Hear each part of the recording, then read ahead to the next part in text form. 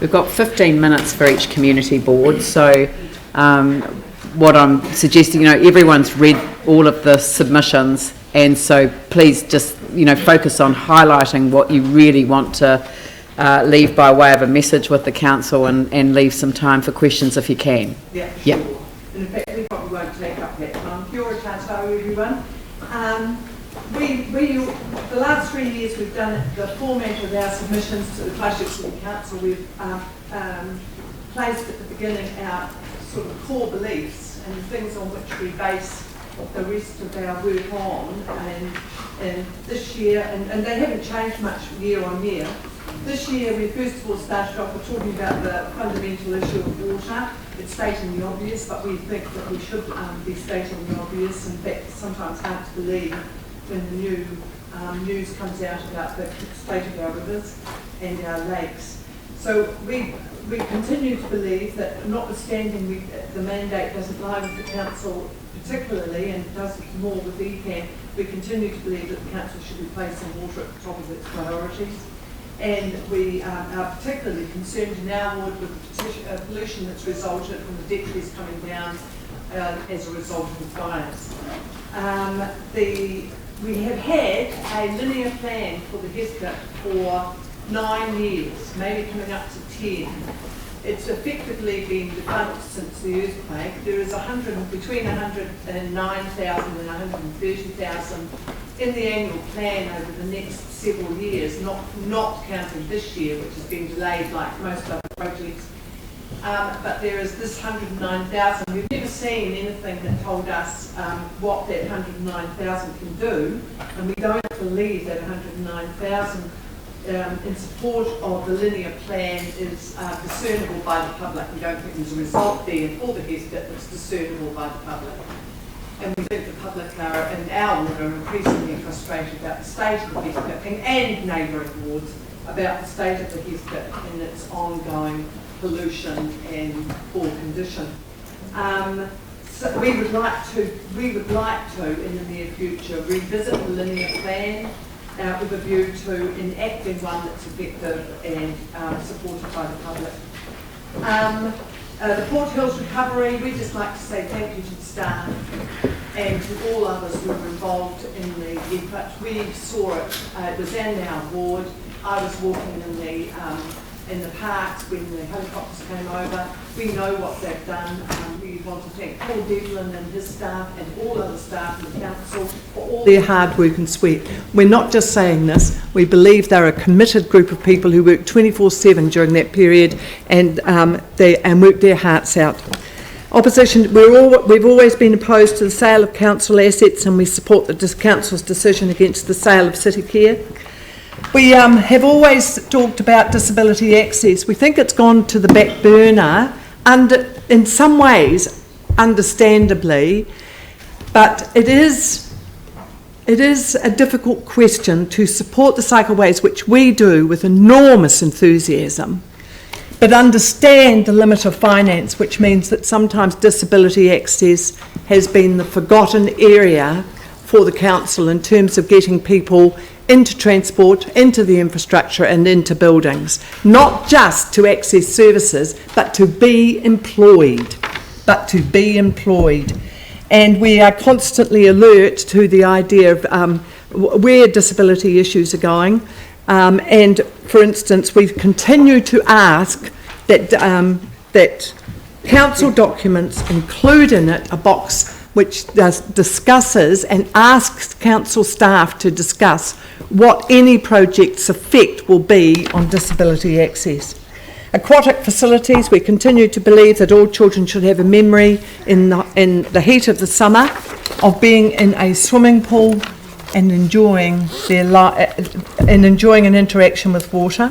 We support both the Linwood and the Hornby swimming pools. We know it's a huge burden for the City Council to bear, the building of the swimming pools, but we think all children should have access to swimming pools, and my grandson and I there were swimming in the local swimming pool this morning.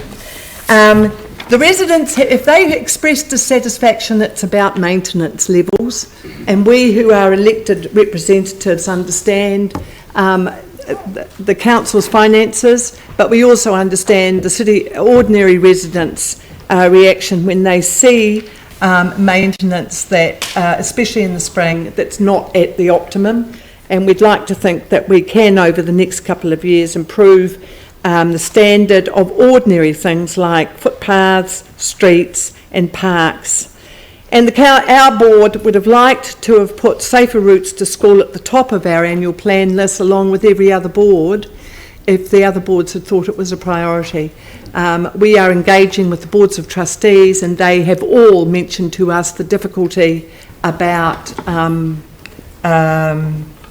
the safer routes to school. That's been their top priority. And one other thing I'd just like to mention before I hand over to Mel, the thing that a couple of the boards have already mentioned to us is that the access to swimming pools is one thing, the access to transport to the swimming pools is another. And so that's why we've included that in our submission. So our board priority projects, these are in order of importance. So, 3.1 is our most important one, the Barrington Mall entry or and exit. There's a group of residents who basically have formed and keep coming to us about this exit that's quite unsafe for people to cross it. There's people that are disabled or elderly that try to go from the Spreydon library across to the mall, and people speed in and out of that entranceway. And I know it's quite far down the list in terms of these sorts of things that are being looked at, something like 45 or something, we've been told by the traffic engineer. However, it is the biggest concern, and we get a lot of people talking to us about it. And it's been estimated at about $150,000 to $200,000 that would be needed to do some improvements there, particularly to get rid of the right-hand turn that people can make from out of the mall out into Barrington Street. So we really like that to be considered really strongly, thanks. The next one, this is one of ones that Karoline has really talked about, which is the intersection of Barrington Street, Lincoln Road and Whiteley Ave. There's going to be improvements that are happening there, and we've been told that there won't be things for disability, the pavers on the ground so people can detect the lights, because there's a whole lot of elderly people and disabled people that live in that area. It's quite low socioeconomic there as well, so we would like that to be considered in the plans for that upgrade there. 70,000. Funding for a community centre in Hone Hay. We feel that it would be an advantage there to have some sort of kitchen facility for people to use, because it is something that puts people off because they can't wash their dishes. So that we've had a staff member come to us and estimate that to be at about $20,000 that would be required to do that. There's absolutely nothing there at the moment, and it'll be quite a small improvement, but a large one in terms of the community's ability to use that facility. Cashmere, Hone Hay, Worsleys, we're all aware obviously about the Christchurch Adventure Park and the logging trucks that will be going through that intersection, plus all the building that will be happening there with the 300 dwellings over the next few years. So we're just reiterating here that we would not like to see that delayed, the improvement to that intersection in terms of putting in lights there. Hone Hay basketball court lights. That's at Hone Hay Park. There's a group of students that live around there who are constantly on the park playing basketball pretty much every single time you ever drive past there. They have come to the board multiple times, including to our annual plan consultation meeting, along with their parents, their mothers, and there was a large group of them. And they are super keen on getting these lights, so we're asking for $40,000 there to put those lights in there so they can play into the evening.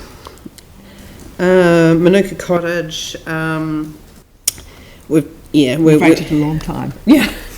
Yeah, so yeah, we're just really wanting just to make sure that that keeps on progressing, really. And as we put last submission about Lincoln Road winding between Curlitz Road and Wrights Road, our board doesn't see that that is a priority or required. I personally don't think the traffic down there is ever slow enough to warrant having 4 lanes there, and it would make it, so that's something that we're always in support of.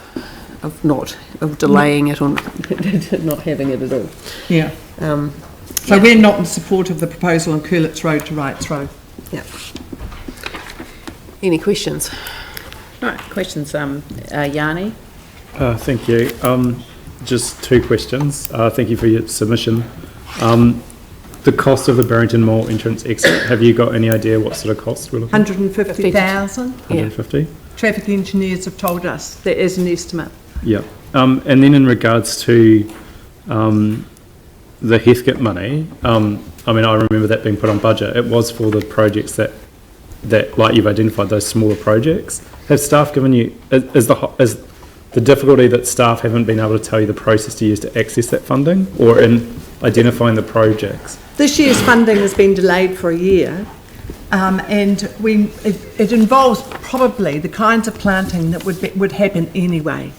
The implementation of the linear plan, which was written and it was policy before the earthquakes, was a large project that would have made the Heathcote look probably quite different in terms of the banks, the closeness of the roads to the banks. That involves the kind of expenditure that was probably the council can't afford.